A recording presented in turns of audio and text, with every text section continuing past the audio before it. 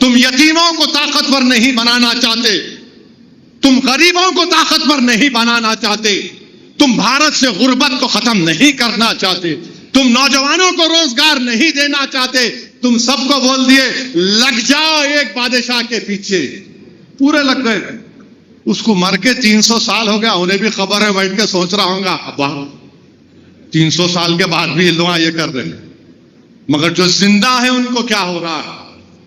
ہندو بچے ہیں، سب سے زیادہ نوجوان ہندو ہیں بھارت میں، ان کی نوکری کچھ نہیں ہے، تو بی جے پی بول دی بیٹا لگ جاؤ اس کے پیچھے، لگ جاؤ اس کے پیچھے۔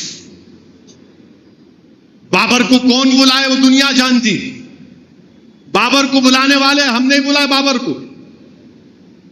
کو کوئی اور بلائے تھے، ابراہیم لودھی کا بھائی اور رانا سنگا مل کے بلائے۔ اب یہ اور بات ہے بابر کی نیت خراب ہو گئی جیتنے کے بعد، میں نہیں جاتا ہوں یہاں سے، اب انہیں نہیں گیا تو میں ذمہ دار۔ اچھا یہ پورے لٹیرے ہیں، سنا میں ہمایوں لٹیرا، سب ان کے لٹیرے۔ ان کی اماں کون تھی پھر؟ انہوں پیسہ لے کے نہیں گئے، پیسہ یہیں پر لگائے، نہیں اس کو توڑ دو، اس کو توڑ دو، اس کو توڑ دو، فلاں توڑ دو۔ ارے تاریخ کو بچا کے رکھو، تم تاریخ سے ڈس ایگری کرو، ہم کو پسند نہیں ہے کوئی بات نہیں، مگر جو زندہ ہے ان کے لیے مودی اور یوگی امت شاہ کیا کر رہے ہیں؟ کیا نوکری مل رہی، کسانوں کو ان کا انکم مل رہی؟ نہیں، سب مل رہا نا۔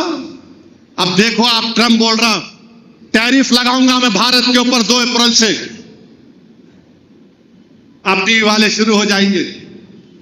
اور پھر آپ دیکھ رہے ہیں مہاراشٹرا میں ایک کامیڈین ہے کنال کامرا کے نام سے، کنال کامرا جو ہے وہاں کے اپنا ایک کامیڈی ہے، مسخرہ ہے، انہیں کسی کو غدار بول دیا، کسی کو غدار بول دیا انہیں، تو ایک ناتھ شنڈے کی پارٹی والے بولے ہمارے صاحب کو تو شنڈے بولا، غدار بولا، جا کے جہاں پہ انہیں وہ پرفارم کرا اس کو توڑ دیے۔ کیا کرے؟ توڑ دیے۔ اب ہم فڈنویس سے، نریندر مودی سے پوچھ رہے ہیں، مہاراشٹرا میں ایک بابا ہیں جو رسول اللہ صلی اللہ علیہ وسلم کی شان میں گستاخی کرنے کی کوشش کی ہے۔ یاد رکھو گستاخی کوئی نہیں کر سکتا عقائد عالم صلی اللہ علیہ وسلم کی شان میں۔ اگر کوئی آسمان کی طرف دیکھ کے تھوکے گا تو تھوک اس کے چہرے پہ گرتا، انہوں گستاخی کرے، اس کو اریسٹ نہیں کرے، اس کو پکڑے بھی نہیں، اس کے جا کر اس کے گھر کو توڑے بھی نہیں، مگر یہاں پر کیونکہ ایک Nath Shinde deputy chief minister ہے، انہیں بولا، نام تو نہیں لیا انہیں، مگر یہ لوگ مانے نکال لیے، آپ کے گنڈے جا کے وہ جگہ کو توڑ دیے۔ ہم یوگی اور فڈنویس سے پوچھ رہے ہیں کیا آپ ان توڑنے والوں کا گھر توڑیں گے؟ عرفان انصاری ناگپور میں سر پہ مار کے اس کو شہید کر دیے، 3 لوگ کو گرفتار کیا، ان کے گھر توڑیں گے آپ؟ کس کا گھر توڑ رہے ہیں آپ؟ صرف مسلمانوں کا توڑ رہے ہیں۔ جو لوگ جا کر دھمکی دیے کنال کامرا کو، جہاں پہ ہوا توڑے، ان کو کچھ نہیں، گھر میں ان کو پولیس اسٹیشن میں بیل مل گئی۔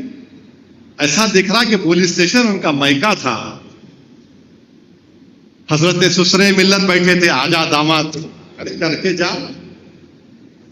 یاد رکھو کوئی اقتدار پر زیادہ رہنے والا نہیں ہے۔ بھارت میں بادشاہوں کے محلات ویران ہیں، وہ ویرانی پکار کر کہہ رہے ہیں کہ ایک زمانے میں بڑی اعلیٰ شان عمارت ہوتی تھی، تمہارے بھی محلات ویران ہوں گے، مگر سنہرے حرفوں میں تمہاری ناانصافی اور ظلم کی داستان کو لکھا جائے گا۔ تمہاری ناانصافیوں کو لوگ صبح قیامت تک یاد رکھیں گے۔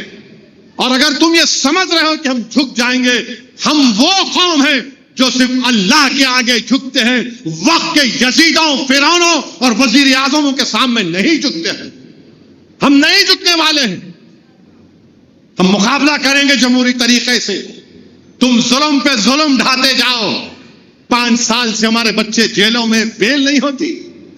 کیجریوال کو بیل ہو گئی، کہ چندر شیکھر راؤ کی بیٹی کو 6 مہینے میں بیل ہو گئی، مگر گل فشا کو 5 سال سے بیل نہیں ہوتی، شفاء الرحمان کو بیل نہیں ہوتی، طاہر حسین کو بیل نہیں ہوتی۔ کیوں نہیں ہوتی بیل ان کو؟ کہ ہمارا مقدر صرف گھر کا ڈیمولیشن، ہمارا مقدر گولی کھانا، ہمارا مقدر مسجدوں کو ہمارے چھین لینا، ہمارا مقدر ہمارے بچے یتیم ہونا اور ان کے ماں باپ اپنے بچوں کو جیلوں میں دیکھتے دیکھتے خبروں میں چلے جاتے ہیں۔ میرے عزیز دوستوں اور بزرگوں، یہ ہمارے ملک میں ہو رہا ہے۔ یقیناً یہ بہت خوبصورت ملک ہمارا، اور یاد رکھو ظالموں، اس ملک کو آزاد انگریزوں کی غلامی سے تم نے نہیں کیا، نہ کسی مغل بادشاہوں نے کیا، اس ملک کو غلامی سے آزاد مکہ مسجد کے اس وقت کے امام مولوی علاء الدین صاحب نے کیا تھا۔ ایسا ہی رمضان کا دن تھا، جمعے کا دن تھا، مکہ مسجد سے امام صاحب خطبہ دیے اور بولے کہ چلو سلطان بازار کی ریزیڈنسی کو، جہاں پر انگریزوں نے ایک مسلمان کو دبوچ لیا ہے، مولوی علاء الدین کی قیادت میں مکہ مسجد سے جلوس نکلا، سلطان بازار کے موجودہ وومنس کالج پر حملہ ہوا، گولیاں چلیں۔ اس سرزمین کو اعزاز حاصل ہے حیدرآباد کو کہ کالا پانی میں سب سے پہلا ملزم اگر کوئی تھا تو مکہ مسجد کا امام تھا۔ آپ ظلم کر کے تھک جاؤ گے، تم ظلم کر کے ختم ہو جاؤ گے انشاءاللہ تعالی، مگر رسول اللہ صلی اللہ علیہ وسلم کا غلام پہلے بھی کھڑا ہوا تھا، آج بھی کھڑا ہوا ہے اور کل بھی کھڑا رہے گا انشاءاللہ تعالی۔ تم اگر یہ سمجھ رہے ہو کہ قانون بنا کر ہماری مسجدوں کی طرف للچائی ہوئی نظروں سے دیکھو گے، جا کر رشیا میں بسنے والے اس وقت کے سوویت یونین کے کمیونسٹوں سے پوچھو، انہوں نے سمجھا کہ اسٹالن کی حکومت، برزنیف کی حکومت اسلام کو ختم کر دیں گے، کمیونزم ختم ہو گیا، یو ایس ایس آر ٹوٹ گیا، مگر اسلام زندہ ہے، مسجدیں آباد۔ یہ ہمارا ملک ہے، ہم اس سرزمین پر پیدا ہوئے، اس سرزمین پر ہم باعزت شہری بن کے رہیں گے، ہم باعزت انسان بن کر رہیں گے، ہم اپنے حقوق کو حاصل کرنے کی لڑائی آئین اور سمویدھان کے دائرے میں رہ کر لڑتے رہیں گے، اور ہم اپنے حق کو حاصل کر کے رہیں گے۔ ہم دنیا سے ضرور جائیں گے، مگر جانے سے پہلے ہم آنے والی نسلوں کو آرام کی نیند دے کر جائیں گے، ان کو طاقتور بنا کے جائیں گے، اس قیادت کو مضبوط کر کے جائیں گے۔ میرے عزیز دوستوں اور بزرگوں، میری آپ سے گزارش ہے کہ آپ دعا بھی کریں اس قانون کے خلاف، آپ دعا بھی کریں کہ اللہ سبحانہ و تعالیٰ ان ظالموں سے ہم کو چھٹکارا دلا دے۔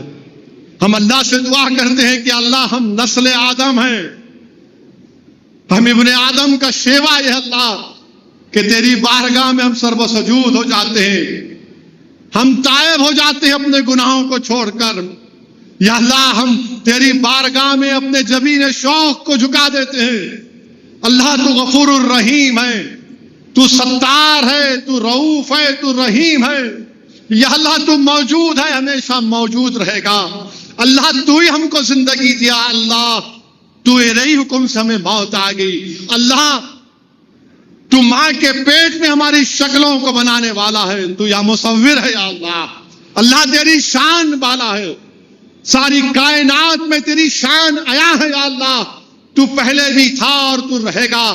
یا اللہ ہم مر جائیں گے مگر تو حی و قیوم ہے۔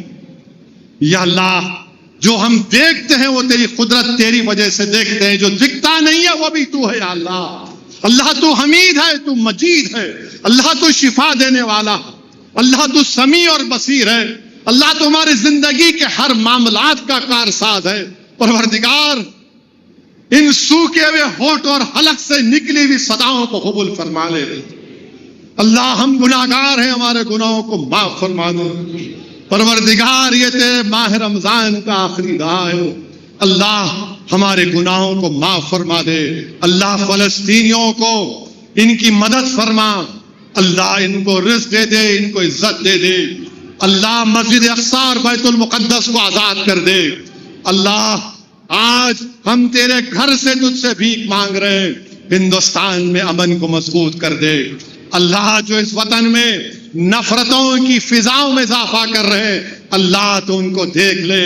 یا اللہ جو ہمارے لیے زمین تنگ کر رہے ہیں، اللہ تو ان کو دیکھ لے۔ اللہ جو ہمارے بچوں کو، بیٹیوں کو جیل میں ڈال کر گئے، اللہ زمین و آسمان کا خالق تو ہے، اللہ تو بادشاہ ہے، تو پورے ارض و سما کا بادشاہ ہے۔ اللہ ان ظالموں کو اقتدار سے بے دخل کر دے، اللہ ہمارے روزوں کو قبول فرما۔